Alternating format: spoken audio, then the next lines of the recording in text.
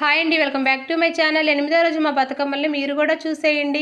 ఇలా బతుకమ్మను చేసుకొని వచ్చిన తర్వాత అమ్మవారికి బతుకమ్మను చూపించి తీసుకెళ్ళి అంబల చెట్టు దగ్గర పెట్టి ఆడుకుంటాము.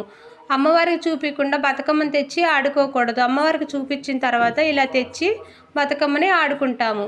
రోజుకు రోజు మా బతుకమ్మలు చూసారా ఎంత అందంగా అలంకరించుకుంటున్నామో.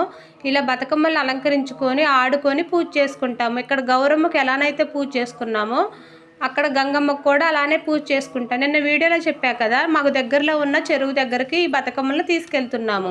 ఇలా చెరువు దగ్గరకు తీసుకెళ్ళి అక్కడ కూడా కొంచెం సేపు ఇలా ఆడుకుంటాము.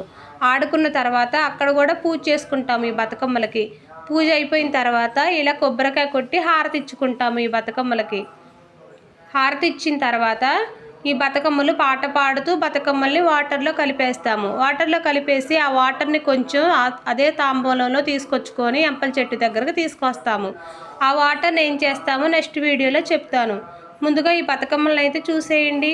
రోజు మనం బతుకమ్మల వీడియోలు పెట్టుకుంటున్నాం కదా, అవన్నీ చూసేయండి. ఈ వీడియో నచ్చితే లైక్ చేయండి. రోజు అమ్మవారి వీడియోలు కూడా పెడుతున్నాను, అవి కూడా చూసేయండి.